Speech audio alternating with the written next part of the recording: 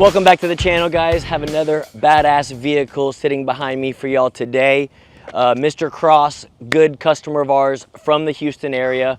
We built him a nice C7 Z06 maybe 2 or 3 years ago. Him and his wife like to go to the Texas Mile and enjoy themselves. This probably was 3 years ago. We did like our 1,000 horsepower package to it. I think it made a little over 800 rear wheel horsepower. He had a blast with it, had fun with it, sold it, and now he has this new 2023 ZL1 behind me. Same thing, goal was to build a nice car that he can enjoy on the weekends with his wife, but also go to the Texas Mile twice a year and have fun and go over 200 miles an hour doing it. So let me pop the hood and I'll tell you exactly what we did to this bad boy to get the horsepower out of it, to have enough to hit well over 200 miles an hour in the mile at the Texas Mile. That sounded retarded, but let's go. Experience the thrill of unrivaled performance. Our team of experts takes your ride to the next level. From horsepower gains to custom enhancements, we deliver results.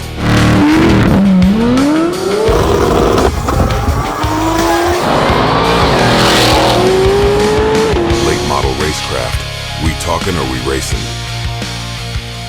All right, guys, so y'all here, for those of you that do watch our channel, you hear me talk about our different packages, and like I say, that's just a starting point. I try to tell y'all what the package is or what we offer, so the videos that y'all see, what they look like, what they sound like, how quick they run, it's just a way for you to contact our sales staff and give you an idea of about a range on where to start, and from there we can modify the package to fit your needs and goals. So Mr. Cross, no different.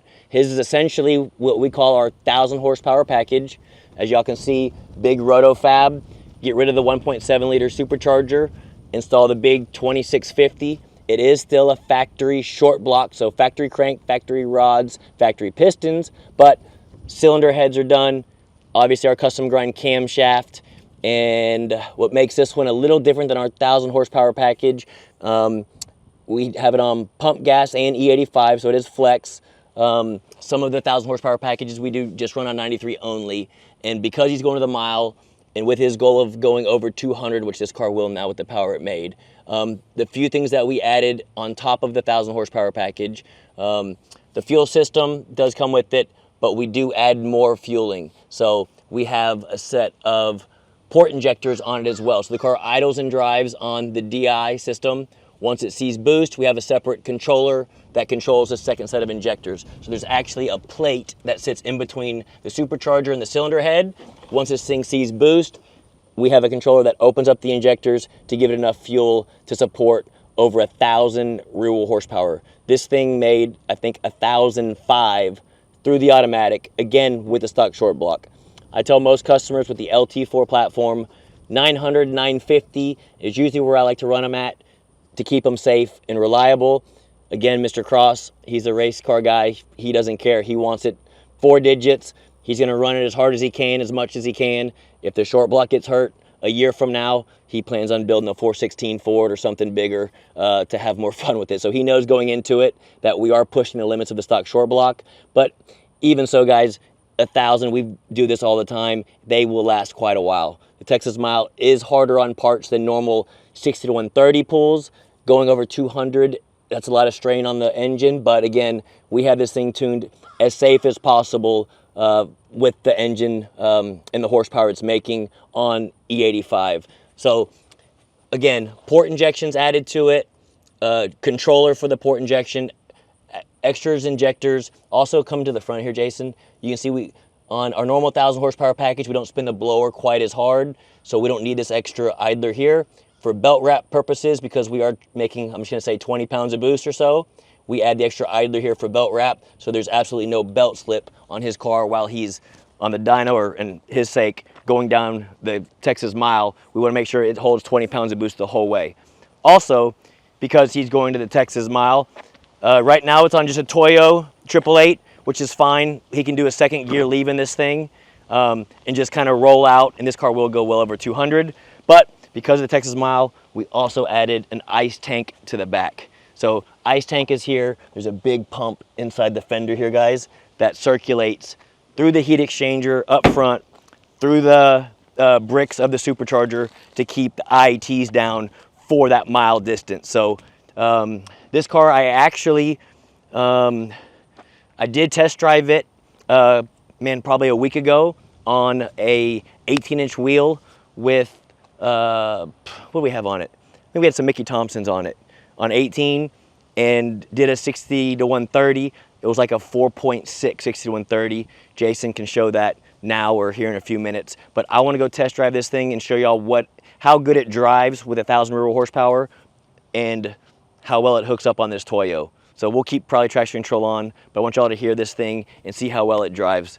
Mainly to show y'all 1,000 rear wheel horsepower car, that's a 1150 flywheel, but can still drive like a regular 800 horsepower package, like our cam and header package. The only difference is, like I said, he can put 93 octane in it or E85 in it and make 1,000 wheel. Insane for a daily driver. So let's hop in it now. I want y'all to hear this thing.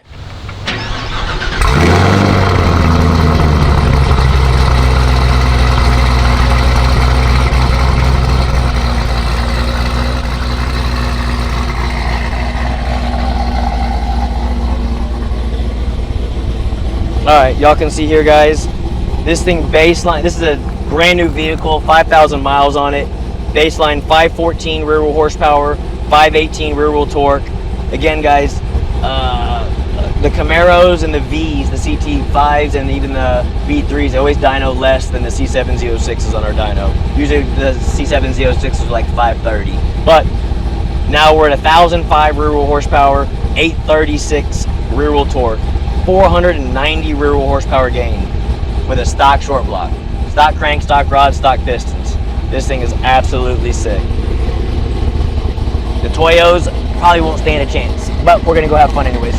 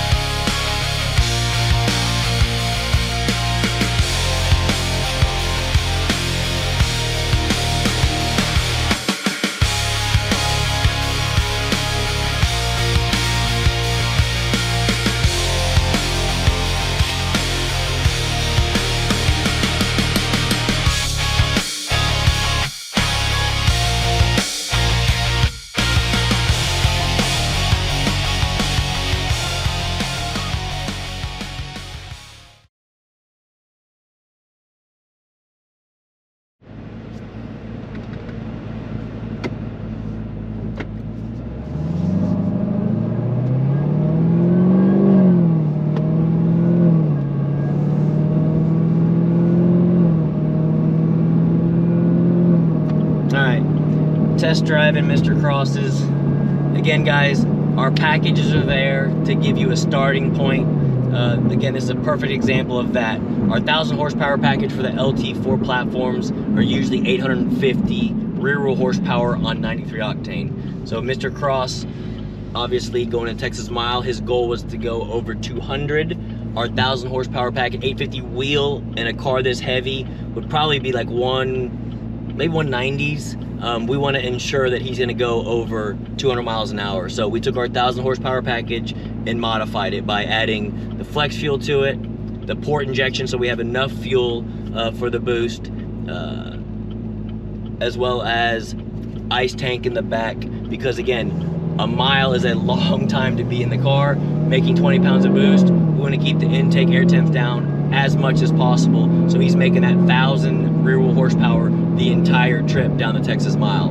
And again, especially on a stock short block, you know, so we want to keep this thing as safe as possible. So IATs are a big deal. So again, adding the extra idler to it, so we don't have to have belt slip problems because we are spinning the supercharger harder than normal, as well as the fuel system, port injection. There's a lot. Oh, there's a nice Mustang. Man, I wish he'd turn around so we could play with him. Come on, buddy. See ya. Oh, I love it. There you go. Y'all got a nice example of a modded 5.0 Mustang just getting drugged. Maybe he'll turn around and we can play some more. I don't know what all he's got done to it, but it sounded good. This car runs so good. That's another thing I wanted to show you guys. I already ran it with an 18-inch wheel on it with the Mickey Thompsons. I think it went like a 4.6, 60 to 130. Again, I don't remember the temperature outside. It probably wasn't the best. The DA probably wasn't the best. But this thing, for a heavy car like that, a 4.6, 60 to 130, is pretty damn fast. And if, again, air was better, and if we put ice in the tank, everything like we would at Texas Mile, we could probably get this thing to go a 4.4, maybe even a 4.3, 60 to 130 with traction. But again, I kind of want to show you all just how we do have a P3 gauge in here, if y'all can see. So we are at 75% ethanol right now. But again, I was trying to show you all how this car drives just like what I could say our 800 horsepower package is. Cold air, cam, and headers. It still drives like a factory vehicle. Camshaft in it, so you have that nice chop at idle, but there's not, as far as drivability goes, not much difference between our 800 and this package. They drive pretty much similar. This one just makes a couple hundred horsepower more. So again, I am on the Toyo, so I'm gonna leave traction control on. I don't wanna do anything too stupid. Like I said, the 18s helped with traction. These, we'll do third, and I'll just kind of roll into it really soft.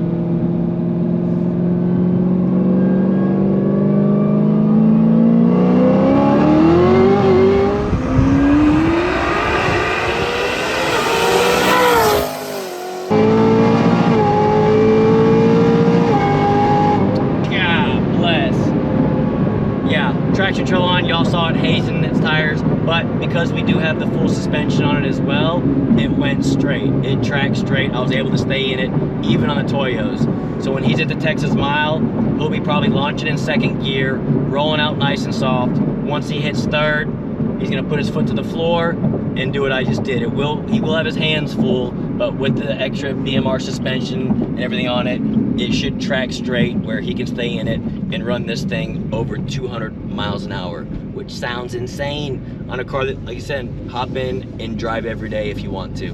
This thing, again, drives very smooth, shifts awesome, still a stock transmission in it, still stock torque converter, and y'all saw how well that thing shifted right there. Now again, 1,000 wheel horsepower. If you drag race this car or run this car every single weekend, obviously the 10-speed automatic is going to get worn over time, and we will need to build it.